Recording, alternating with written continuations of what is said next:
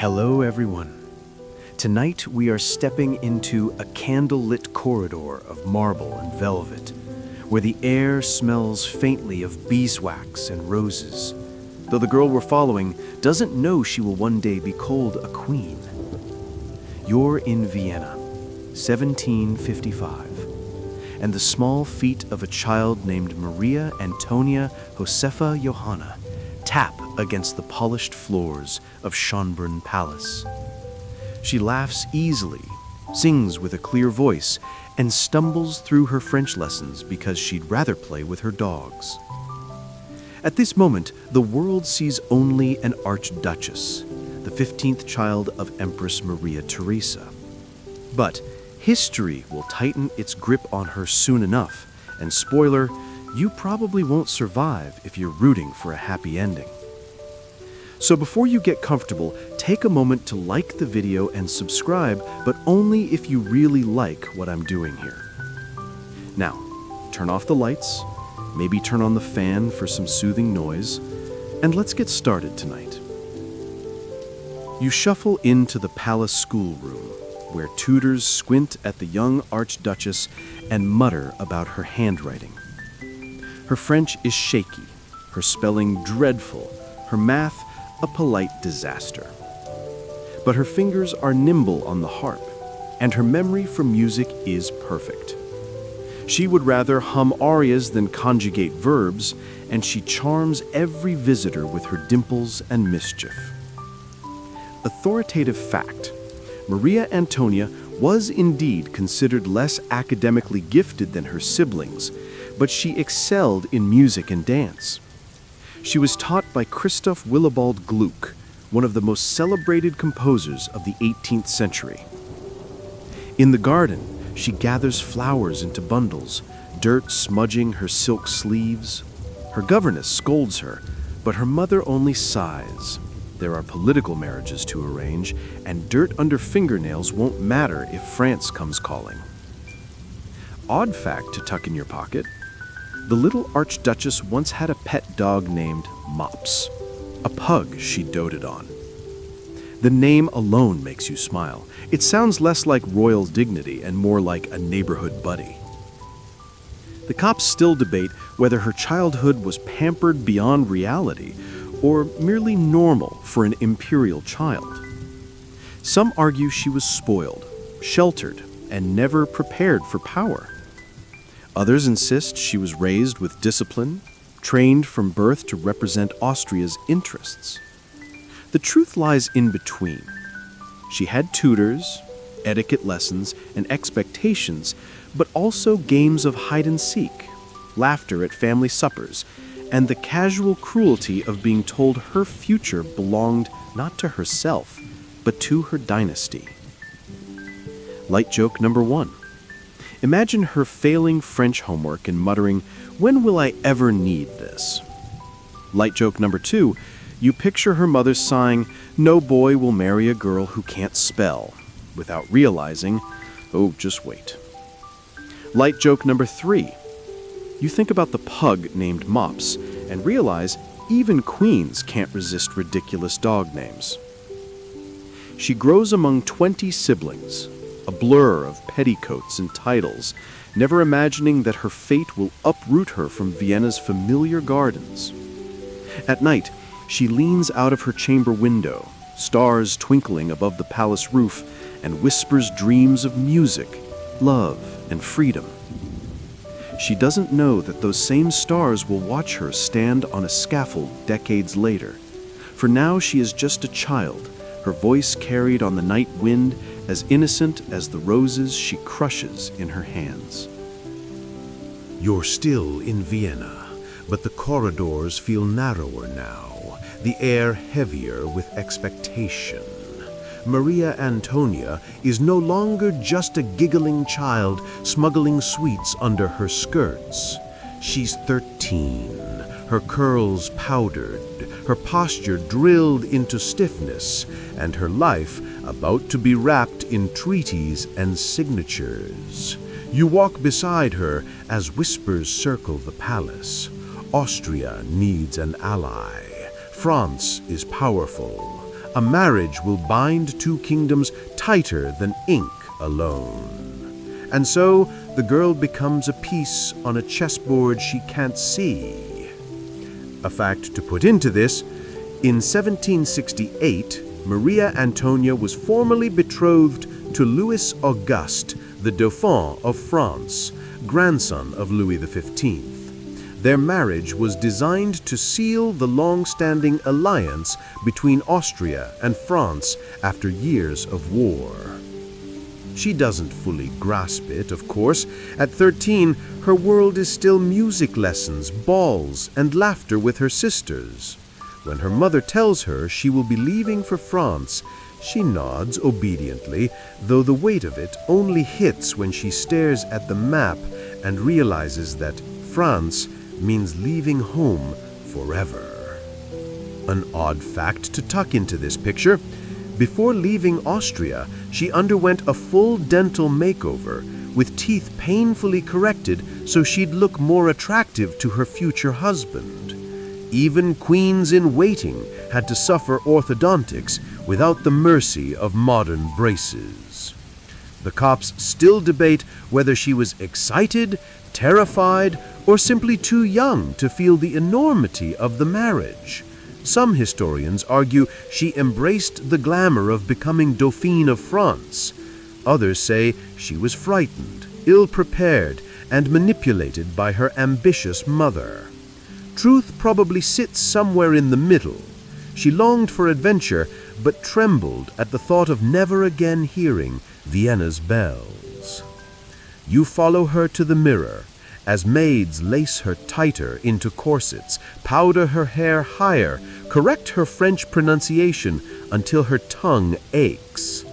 Bonjour, je suis Marie Antoinette, the name already transformed for her new life. Each syllable is a step further from Maria Antonia, the little Austrian girl who preferred roses and songs.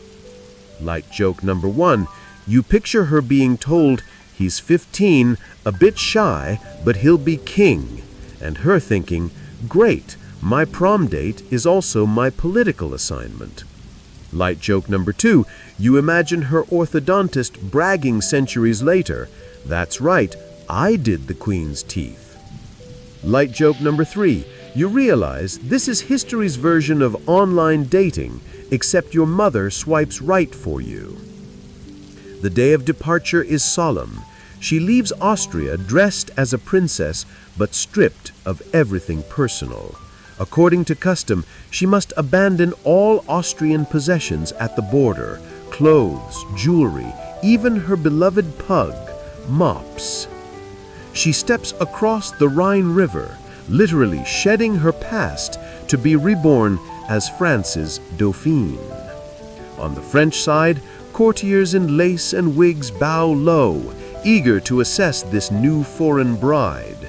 She smiles shyly, though her heart still beats for Vienna's gardens. You stand with her as she whispers goodbye under her breath, not to her mother or her sisters, but to the roses she left behind. And so, the chess piece moves, carried by a girl who is still more dreamer than queen. You enter Versailles with her now, and it's a place that doesn't walk, it glides. The palace rises out of the mist like something painted onto the horizon, all golden filigree and mirrored whispers. But to Marie Antoinette, 14 and freshly Austrian, it doesn't feel like magic. It feels like performance. She stands small beneath chandeliers larger than her childhood bedroom, her new name barely stitched into her skin, her smile rehearsed. Courtiers stare from behind fans, their eyes sharp, assessing. She's here to be watched, measured, copied, but not loved. Authoritative fact: Versailles was the center of French royal life, and its strict court etiquette governed everything from how you curtsied to how you were handed your gloves. Marie Antoinette, used to a less rigid Austrian court, found the protocols overwhelming and sometimes absurd. She's introduced to her new family: King Louis XV, perfumed and aging, gives her a nod. Her husband-to-be, Louis Auguste, shy and awkward, offers a stiff bow and no real conversation. It's not love at first sight, it's barely eye contact. You see her glance sideways, like someone entering a dinner party with no idea where to sit. Odd fact to soften the satin. On her first night at Versailles, Marie Antoinette slept in a bed so large and ornate it required a footstool just to climb into it. The room, always drafty, was so full of ceremonial expectations that she probably slept less than she ever did in Vienna. The cops still debate whether she adjusted poorly or if Versailles was impossible to adjust to. Some say she disrespected tradition. Others insist the court was just looking for excuses to resent the foreign girl with the unfamiliar laugh. Either way, you feel her loneliness thick as the velvet on the walls. You trail behind her down the hall of mirrors, where her reflection stares back 100 times. She's 14 and wearing 10 pounds of silk. She's smiled so much her cheeks hurt. And still, no one has asked her what she thinks. Her job is to be agreeable, fertile, and invisible behind diamonds. Light joke number 1, you picture her writing home. Food's weird, people whisper too much, 0 out of 10. Would not recommend. Light joke number 2, imagine her trying to make small talk with Louis and saying, "So, seen any good clocks lately?" He adored locks and clocks more than people. Light joke number 3, Versailles etiquette required that she be dressed by ladies-in-waiting each morning. Picture a 14-year-old enduring a daily audience just to put on socks. Every day is performance. At dawn, she's awakened by ladies whispering titles before names. At noon, she's handed embroidery she doesn't enjoy. By dusk, she attends dinners where 30 people watch her chew. There is no corner of her life that isn't observed, no decision too small for scrutiny. But she smiles. She always smiles. Not because she's mastered court life, but because it's safer than speaking. At night, she retreats to her rooms, where the mirrors stop multiplying her, and the silence feels like breathing. She pets her new dog. She looks out the window at the gardens. She writes home in slanted script, "I am trying to be everything they want." And you, standing in the corner of her room like a shadow, wonder if being queen means being seen, or just being seen through. You wake with her in Versailles, and the day begins not with silence or sun, but with a door flung open, and a dozen women entering like a gust of powdered air. It's called the levée, the royal waking ceremony, where courtiers watch her rise, dress, and prepare for the day. You can't help but wonder, how does anyone breathe under this much attention? Her night dress is removed in stages, her stockings presented by one lady of rank, her stays tied by another. She isn't allowed to choose her own shoes, let alone tie them. Every part of her mourning, down to who hands her a washcloth, is prescribed by protocol. It's less like getting dressed and more like starring in a small play, where the audience is always judging, and the script is etched in centuries of dust. Authoritative fact. At Versailles, everything in royal life was ceremonial, especially for women. Marie Antoinette's daily routine was dictated by the rigid court hierarchy. Nobles jostled for the honor of helping her get dressed, not out of kindness, but status. The closer you were to the queen's body, the closer you were to power. Odd fact. Her undergarments, yes, even those, were sometimes presented with a curtsy. Imagine trying to start your day while strangers bow at your bloomers. The cops still debate whether she hated this or simply adapted. Some scholars say she found it ridiculous and longed for privacy. Others argue that she gradually embraced the spotlight, especially once she realized she could use it to charm or deflect. Whatever the case, you can see it in her eyes some mornings. She's present in body, but her soul is walking barefoot toward the Trianon. Breakfast comes, not a quiet affair. Several nobles watch her nibble on toast and sip hot chocolate. It's like dining on a stage set, the chandeliers staring harder than the people. Then, the rest of the day floods in. Mass, formal receptions, public meals, and the endless cycle of being seen. She's praised for her beauty, her fashion, her youth, but every compliment is double-edged. If she wears pearls, someone says she's wasteful. If she wears plain muslin, they call it disrespectful. You begin to understand that no matter what she does, someone always finds it too much or not enough. Light joke number 1. Imagine a modern influencer waking up each morning to a live audience rating her sock choice. Light joke number 2. You picture Marie muttering, "If one more woman hands me a glove with a bow, I will personally unpowder her wig." Light joke number 3. You wonder if she ever considered faking a cold just to spend one day alone in pajamas. Her marriage is still cold.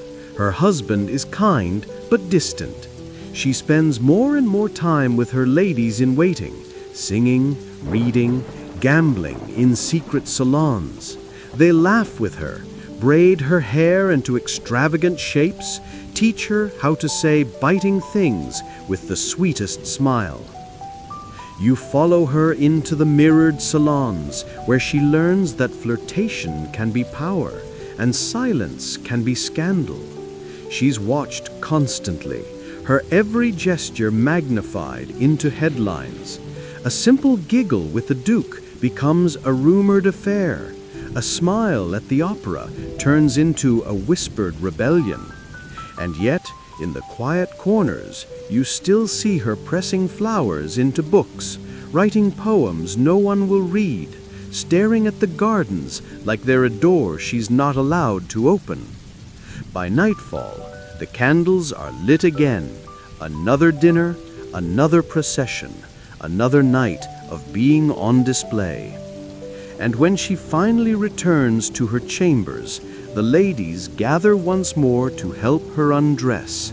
Another ceremony, another performance.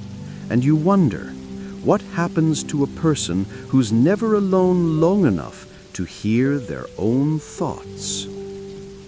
For now, Marie Antoinette lies in her vast royal bed, eyes wide, staring into silk-draped darkness, not dreaming of power, not of jewels, but of grass between her toes and the kind of silence that doesn't echo. The crown settles on her head when she's just 19. You're standing at the edge of the cathedral in Reims, watching sunlight scatter off velvet and gold. Her hair towers like a monument, her gown rustles like a breeze through silk, but her hands tremble beneath her gloves. The king is no longer Louis Auguste, the shy boy who fiddled with locks. He's Louis XVI now, ruler of France.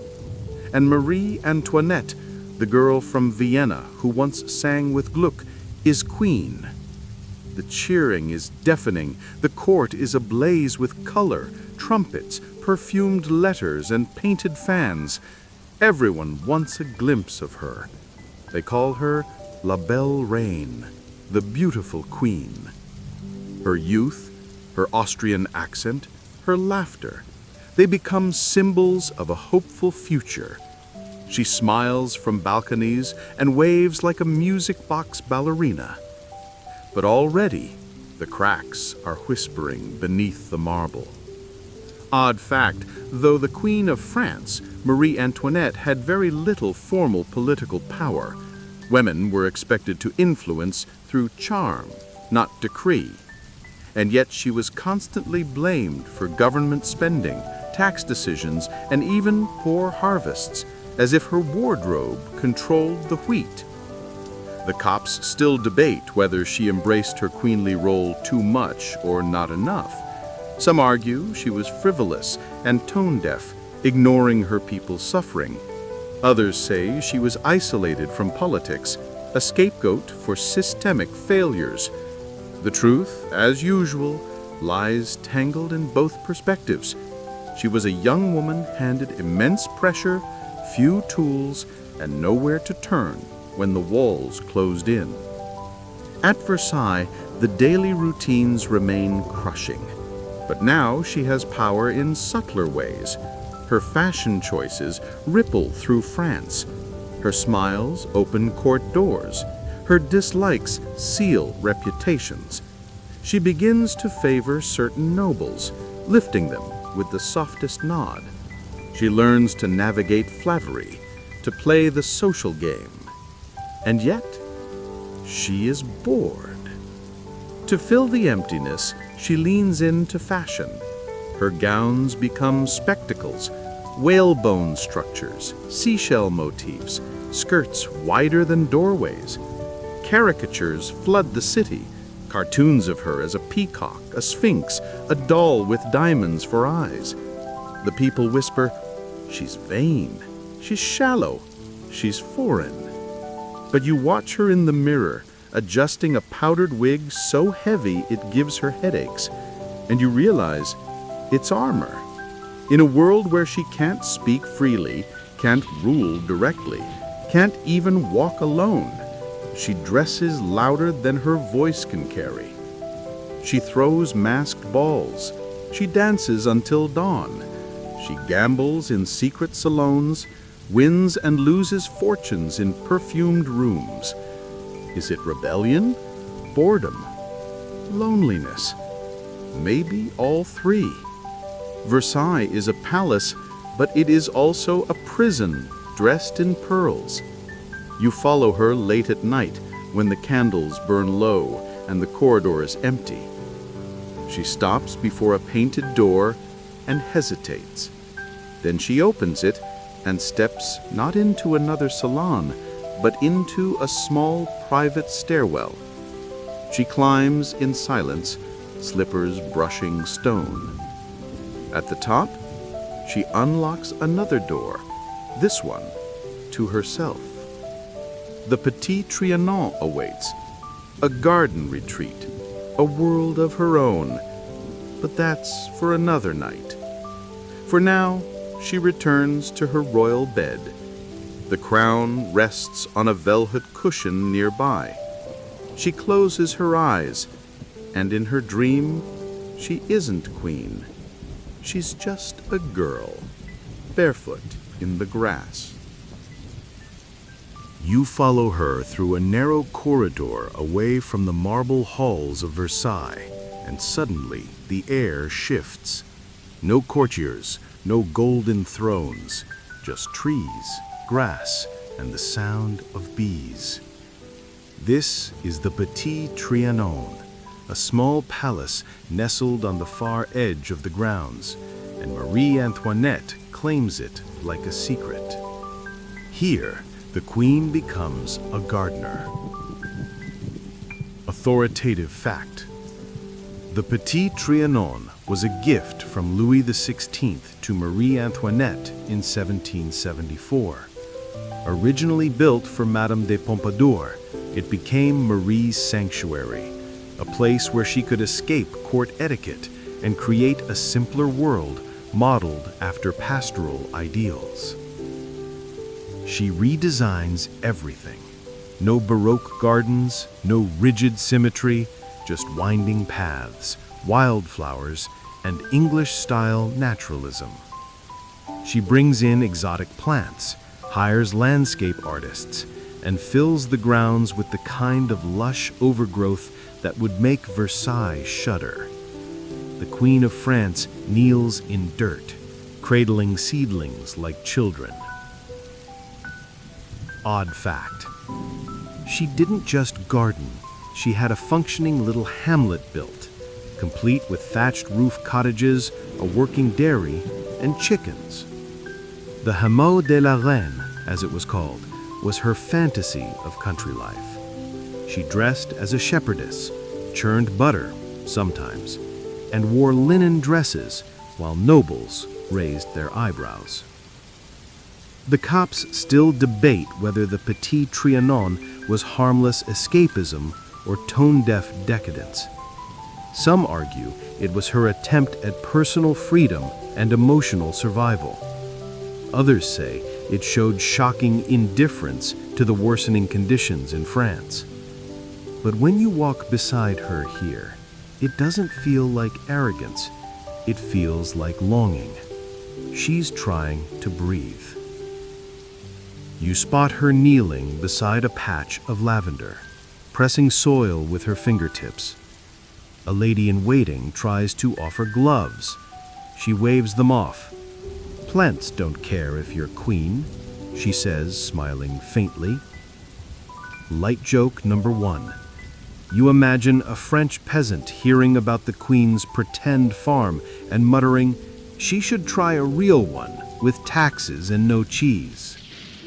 Light joke number 2. You picture Versailles nobles gasping, "She wore cotton? In public?" Light joke number 3. You imagine her goat at the hamlet getting more attention than half the ministers. At Trianon, she hosts intimate gatherings, music, poetry, and laughter without the suffocating rules of Versailles. No titles, no curtsies. Friends call her Antoinette, and she lets herself be young again. You hear Mozart playing faintly from a small salon. Someone's reading Rousseau aloud in a sunlit corner. She closes her eyes, breathing in a world that isn't watching. But even here, the shadows follow. Courtiers complain she's too withdrawn. Rumors swirl that she's hiding lovers in the cottages. Pamphlets circulate, cartoons of her as a milkmaid playing dress-up while France starves. The people begin to murmur. Who is this queen who wants to live like a shepherd while they can't afford bread? She reads the papers. She says nothing. But you notice her posture stiffen. Her laughter comes slower. She trims a rose too short and sighs. Yet she still returns, still plants seeds, still brushes dirt from her knees. The Petit Trianon is not escape, it's refuge. It's not denial, it's the only place she hears her own voice. One afternoon, you walk the path from the dairy to the lily pond beside her. She pauses, stares at her reflection in the water, and whispers, "I wish I could live here forever." You know she won't. The real France, the hungry France, is drawing closer.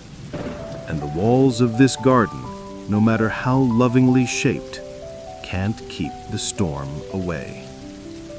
But for now, she is just a woman in the sunlight, sleeves rolled, breath steady, humming to her roses.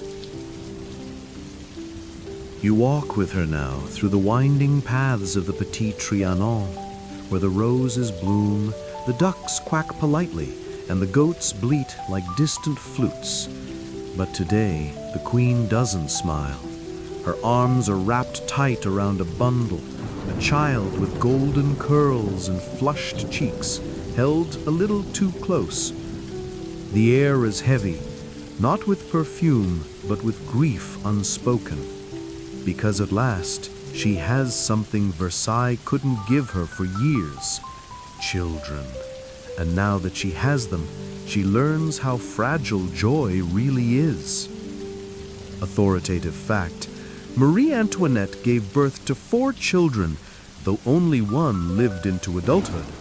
Her daughter Sophie died in infancy, and her eldest son, Louis Joseph, died at age 7 from tuberculosis. The loss devastated her. You feel the weight of it with her. The nursery, once filled with song, now echoes with coughs.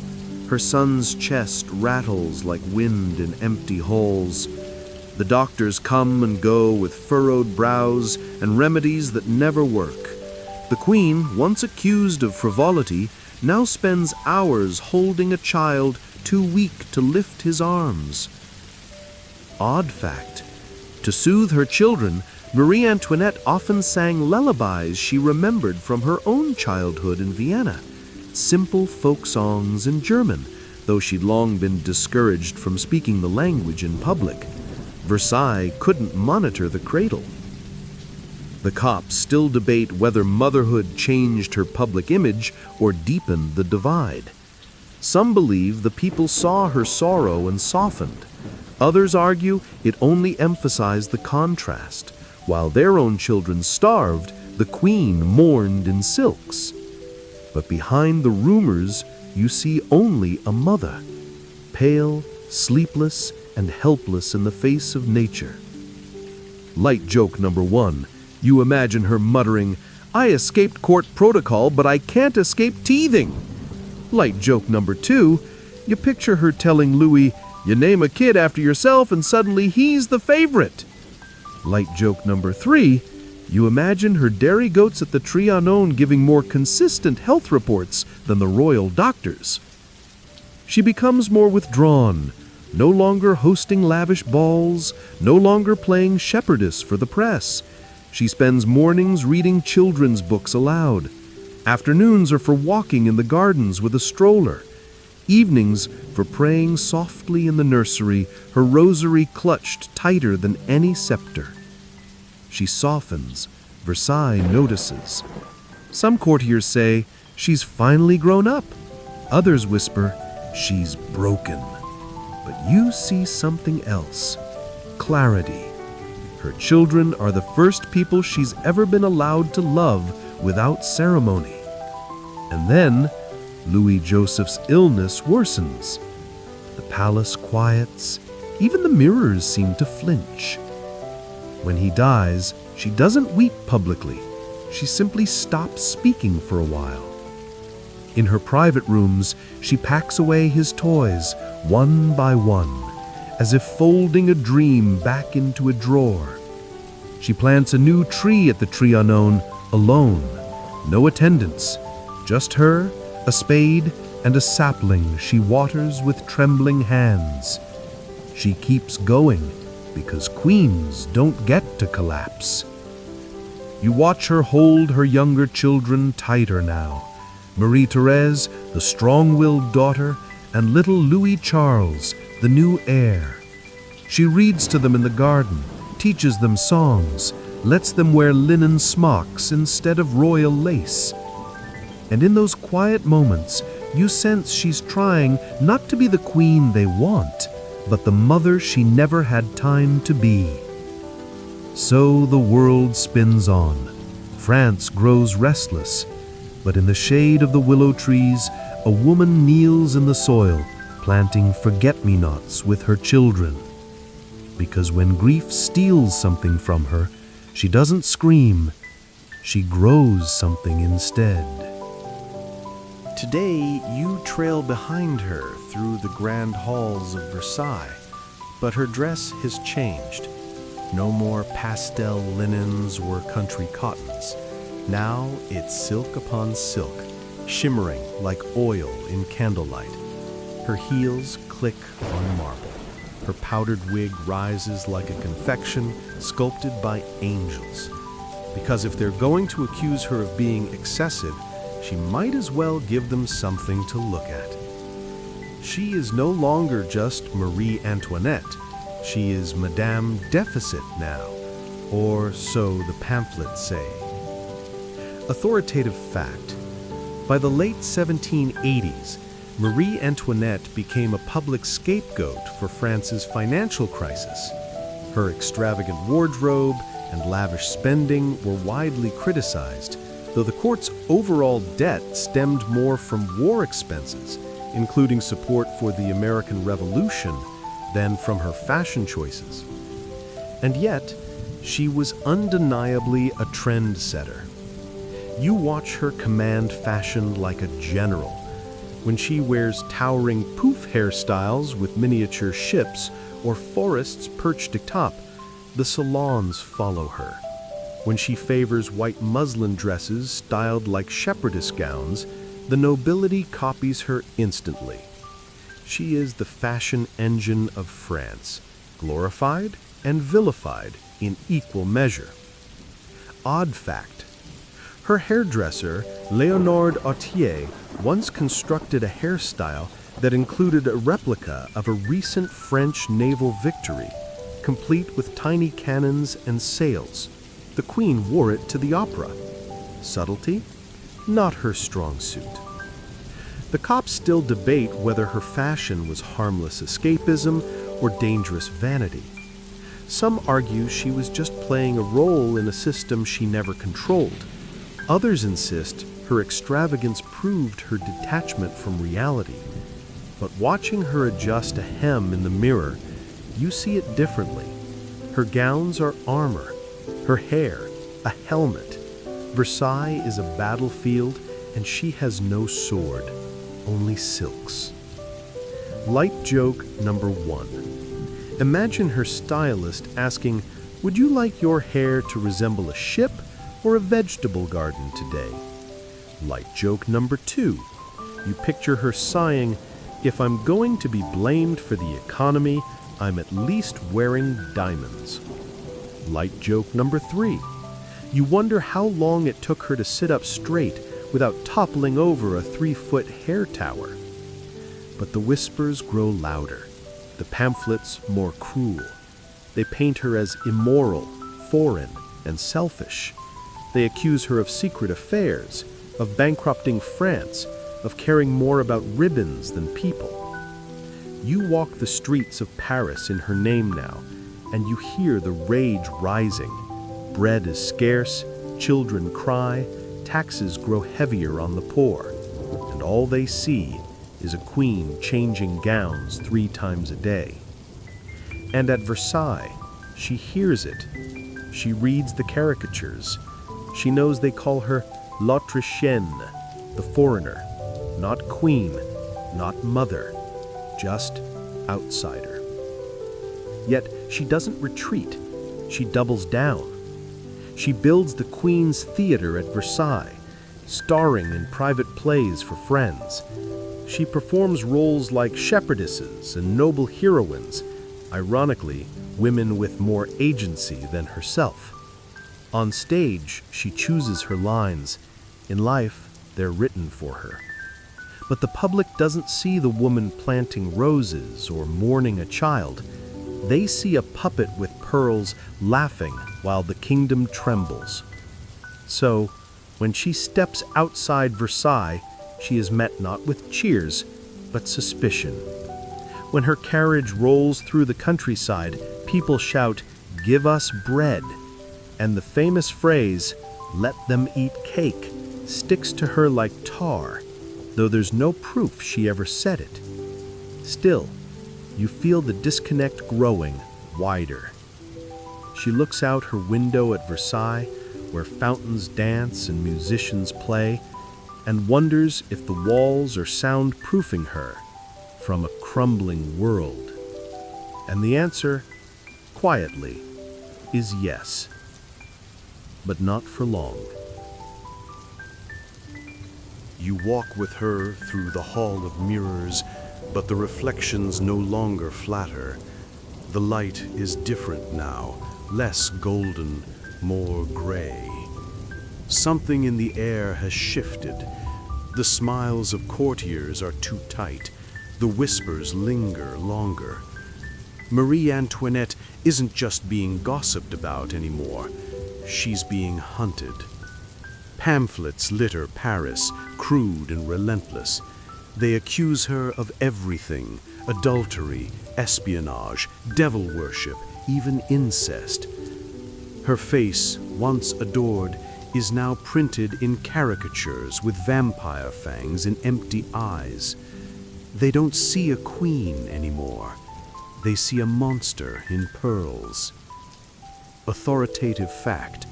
One of the most damaging scandals was the affair of the diamond necklace in 1785. Though Marie Antoinette had no involvement, the public believed she orchestrated the fraud. The incident became symbolic of royal excess and corruption in the public imagination. You watch her read the pamphlets. She doesn't cry. She folds them carefully, as if analyzing a map of a battlefield. "Is this what I've become to them?" she asks quietly, holding a drawing of herself as a snake coiled round France. You don't answer. Odd fact, one of satirical pamphlets claimed she bathed in milk drawn from the cows at her fake peasant hamlet just to keep her skin pure. No proof, of course, but in those days, rumor was more powerful than fact and more delicious to consume. The cops still debate whether the public's hatred was earned or engineered. Was she an emblem of everything wrong with monarchy, or just a scapegoat for a collapsing system? Was it her fault that people starved, or was she simply the easiest face to blame?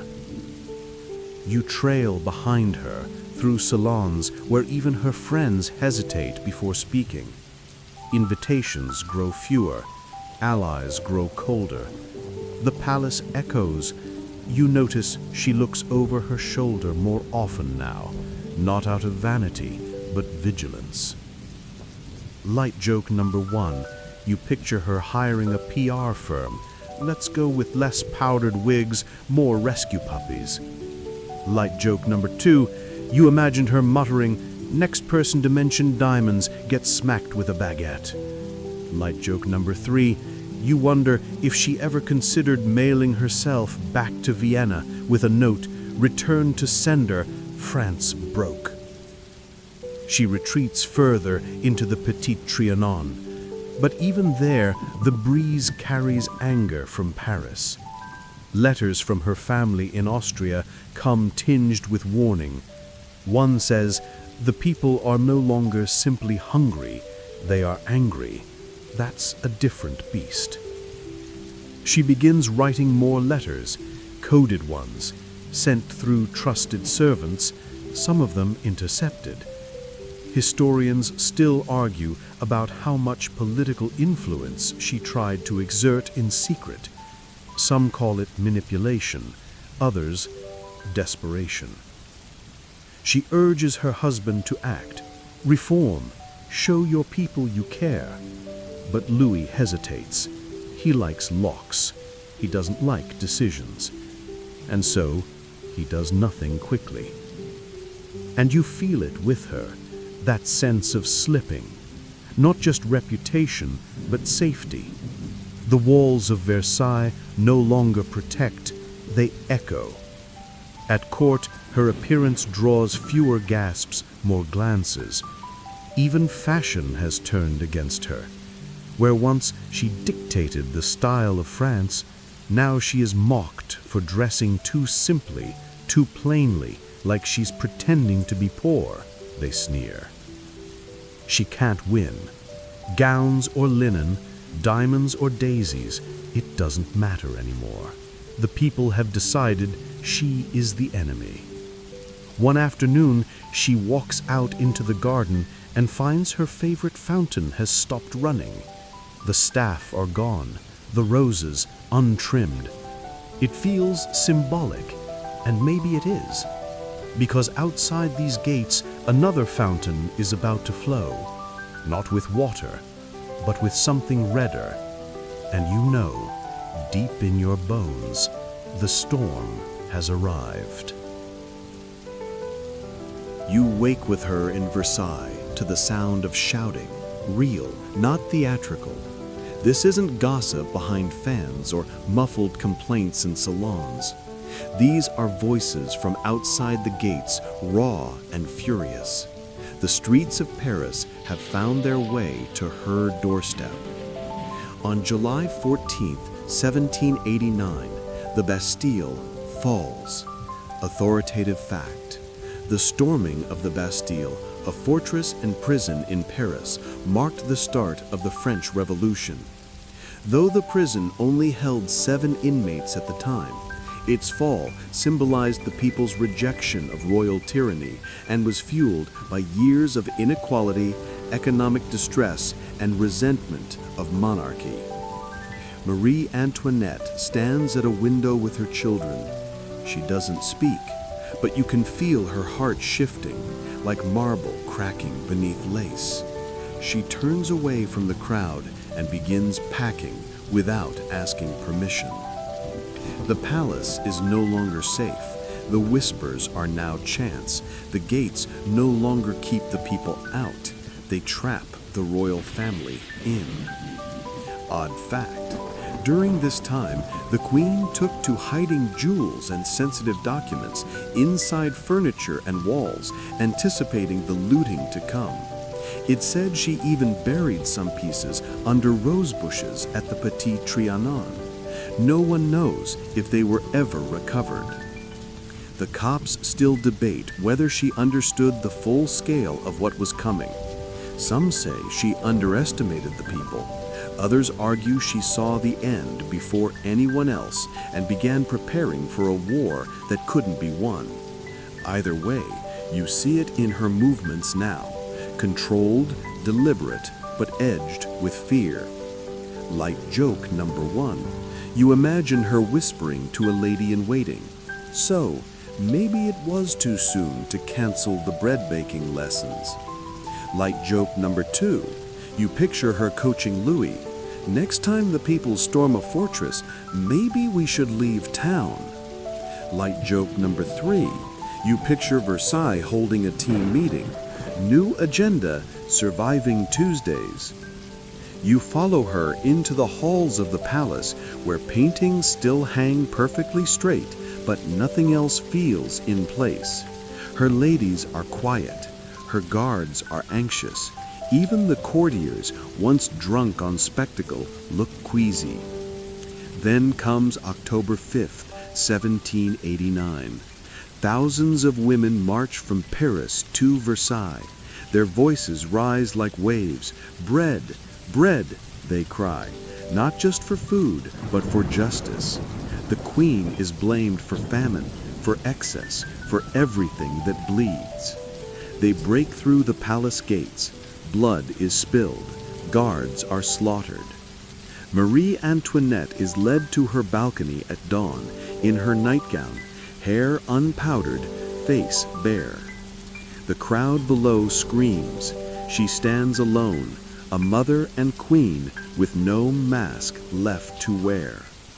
She bows, slowly. Silence. Then the chants change. "To Paris, to Paris," they cry. The royal family is marched from Versailles under guard, surrounded by thousands of jeering citizens.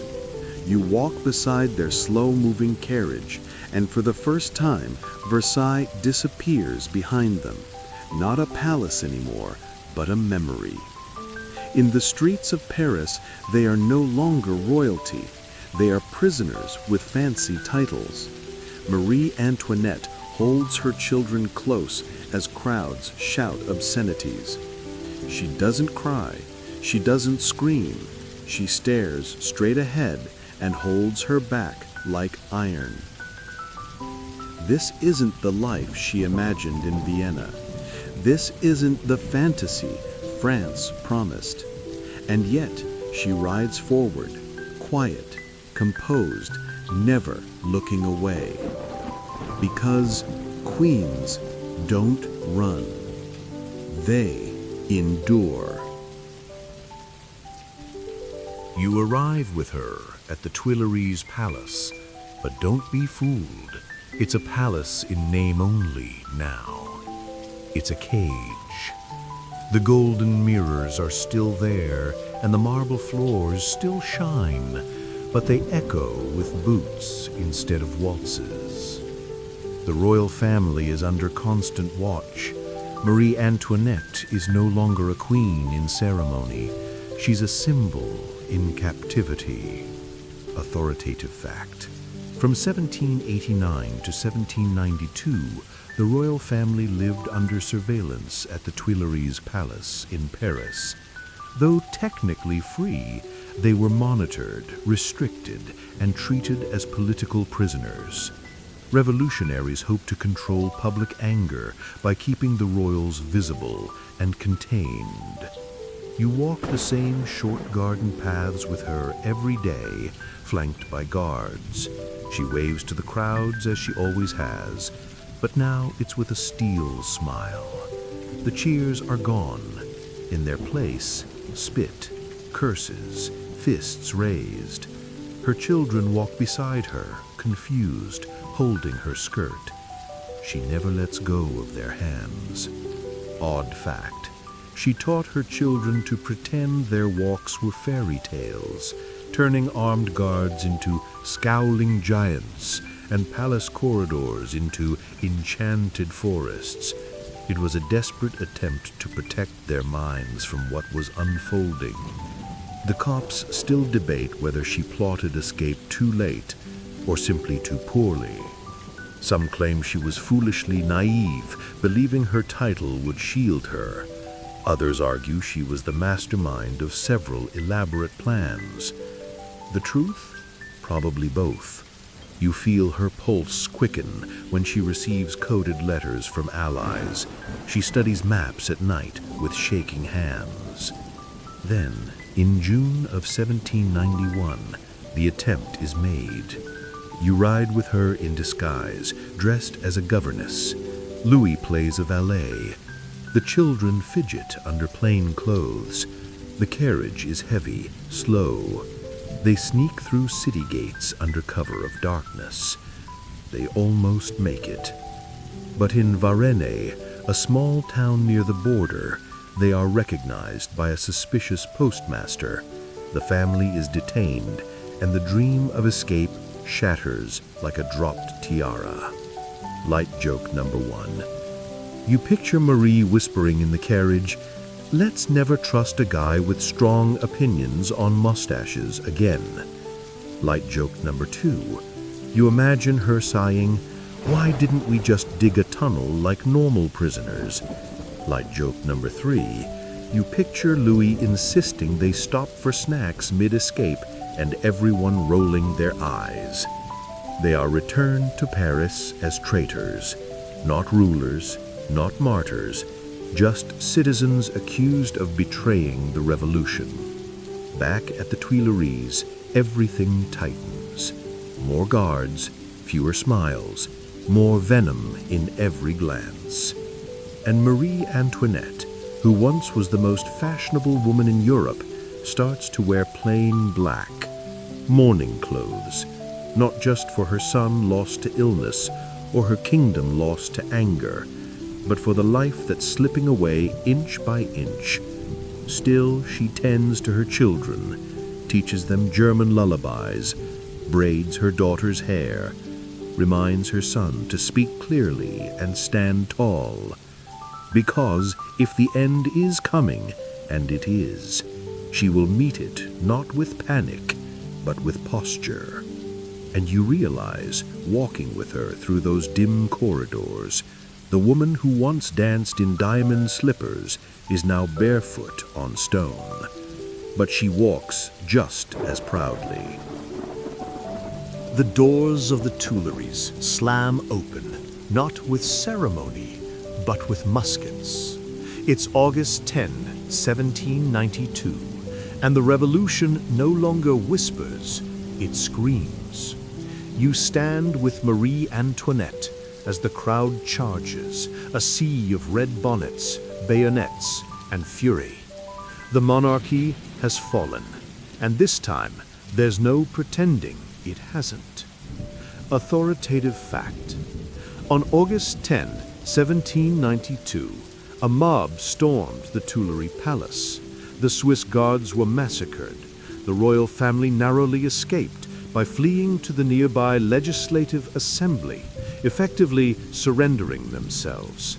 The French monarchy was officially abolished shortly after. You rush with her through side corridors, her children in her arms, guards dragging Louis along. Blood already stains the marble. Smoke curls through shattered windows. In the halls where harps once played, people now scream, "Death to the traitors." They are taken to the temple, a medieval fortress in the heart of Paris. Not a palace, not even a prison with dignity. A tower, cold, cramped, sealed off from the world. Marie Antoinette is no longer queen. She's prisoner 280. Odd fact, the temple tower had no bathing facilities. The former Queen of France had to wash using cold water from a cracked ceramic bowl. There were rats in the walls and armed guards stationed outside every door. The cops still debate whether she gave up hope here or began to steal herself. Some claim she faded, her health deteriorating. Others believe she became more determined, more dignified, more herself. You see both. Some nights she collapses after prayers, cheeks hollow, hands trembling. Other nights she sits up tall and reads history aloud to her children. Light joke number 1. You imagine her looking around the cell and muttering, "Well, it's no Versailles, but the mold is rustic." Light joke number 2. You picture her sarcastically noting, "At least now no one asks about my hair." Light joke number 3. You imagine her saying, "All I wanted was a garden. Instead, I got 4 walls and a rat named Henri." Her son, Louis Charles, the Dauphine, is torn from her. They come in the night. She clings to him, but they pry her fingers loose. They claim he must be educated in revolutionary ideals. She never sees him again. You hear the silence afterward. It isn't quiet, it's hollow. Her daughter remains, but even she is moved to a separate chamber. The queen is now alone. She writes letters in secret, some smuggled out, others never reach their destination. She writes to her sister in Vienna, to her captors, to God. Her handwriting grows smaller, more delicate, like a whisper trying not to break. She sews, she prays, she remembers. And one morning she wakes to the clang of boots on stone. The guard doesn't bow. He simply says, "It's time." You walk behind her down the dark stairs. No gowns, no diamonds, just a simple black dress and a white bonnet. She is no longer the shepherdess queen, nor the hated foreigner. She is just a woman walking into history, step by step. But she does not flinch, and that somehow feels like royalty. They move her to the conciergerie, Paris's death row. From the damp stone walls to the narrow cot in the corner, everything smells of endings. No more letters, no more children, just silence and the sound of dripping water that never stops. If the temple was a cage, this place is a tomb with a heartbeat. You sit with her through the nights. The candles flicker low, casting shadows that resemble old ghosts. She writes one final letter to her sister-in-law, Madame Elisabeth, in the early hours of October 16, 1793. Authoritative fact. Marie Antoinette's last letter, known as her Testament, was written just hours before her execution.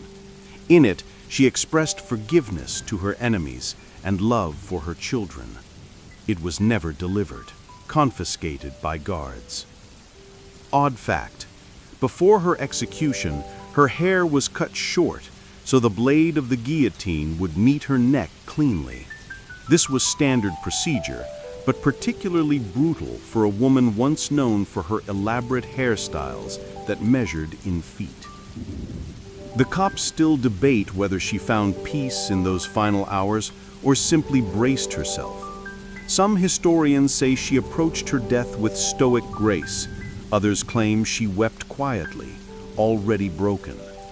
But you sit with her now, and there are no tears, just stillness, and maybe something like courage. Light joke number 1. You imagine her saying, "Well, at least I don't have to wear a corset today." Light joke number 2. You picture her eyeing the executioner and saying, "Do be quick, I have absolutely no plans after this." Light joke number 3. You think, not unkindly, that the revolution never stood a chance against her posture. She's led out in a simple cart, not the covered carriage given to her husband. The crowds line the streets, some jeering, some silent, some weeping. She sits upright, hands tied, lips pale but unshaking. The journey takes over an hour. You can feel her heart beat, steady as the wheels. At the scaffold, she ascends without assistance. She steps on the executioner's foot by accident and says calmly, "Pardon me, sir, I did not do it on purpose." Those are her last recorded words. Authoritative fact: she was executed at 12:15 p.m. on October 16, 1793, in the Place de la Révolution, now Place de la Concorde. Her body was buried in an unmarked grave at the Madeleine Cemetery. And just like that, she is gone.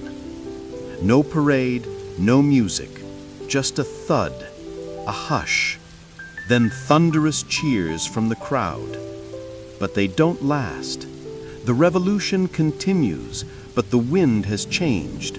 The people begin to wonder, what have we done? Years later, her body is exhumed and reburied in the royal crypt at the Basilica of Saint Denis. A statue is carved. Her legacy, like her life, is recast again and again, depending on who's telling the story. But you remember her not as a queen in diamonds, not as a villain in silk.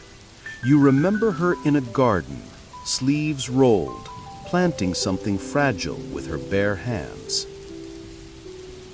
You return years later, not to a palace, not to a prison, but to a story, a life retold in paintings, in books, in marble statues and whispered myths. Marie Antoinette, the queen who never asked for a crown and wore it like a costume. The girl from Vienna, the woman in mourning black, the mother, the scapegoat, the gardener. You find her not in Versailles, but in the corners of history that won't stop asking questions. Authoritative fact: in 1815, after the Bourbon monarchy was restored, Marie Antoinette's remains, along with Louis XVI's, were moved to the Basilica of Saint Denis, the traditional burial site of French royalty. A marble memorial was erected in her honor. Odd fact: today, one of the most iconic fashion houses in the world, Chanel, once cited Marie Antoinette's linen gowns and simple muslin dresses as inspiration for liberating women from corsets. Ironically, the queen, mocked for frivolity, ended up influencing minimalist fashion. The cops still debate whether she deserves sympathy or scorn, whether she was a naive foreigner or a reckless aristocrat, whether she should be remembered for her parties, her motherhood, or her silence. But maybe that's the truth of all legends. None of them wear just one face.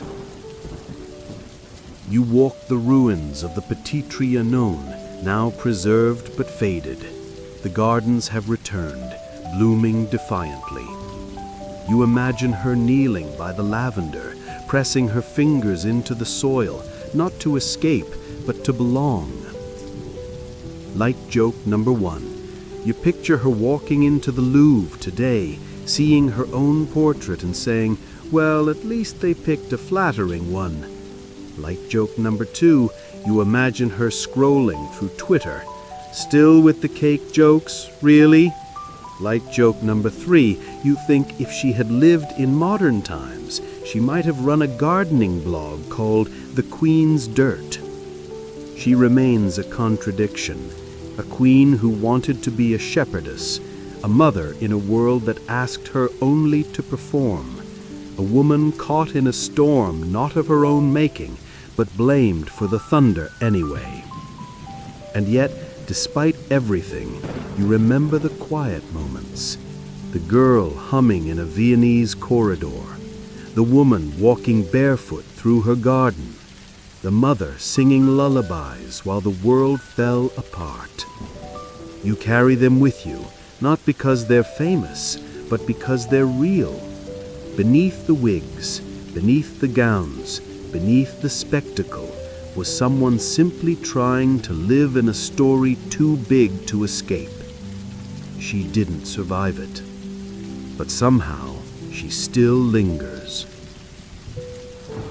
And now, as your eyes begin to close, let the noise of the guillotine fade, the crowds go quiet, and the heavy doors of Versailles swing shut behind us.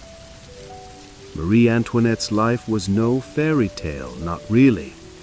It was a long corridor of velvet walls and locked doors, of powdered smiles and whispered betrayals. She was born into privilege, yes, but never given peace. Raised to marry, to perform, to bear heirs, to represent empires. And yet, within that gilded trap, she still carved out tiny spaces to be something more. A girl who loved music, a mother who planted flowers, a woman who laughed too loudly and wanted too much. We followed her from the glittering halls of Vienna to the blood-stained stones of Paris. We saw her rise not through power, but through attention, and fall not from failure, but from myth. Blamed for hunger she didn't cause, mocked for joy she dared to feel, and in the end, she walked to her death with more dignity than her nation showed her in life. But tonight, none of that matters. Tonight, you leave behind the marble, the mobs, and the echo of boots on stone. Tonight, she is just a girl again, singing softly to her children, a hand in the dirt, the scent of lavender on the wind. Let her rest there, and let yourself rest too. Good night.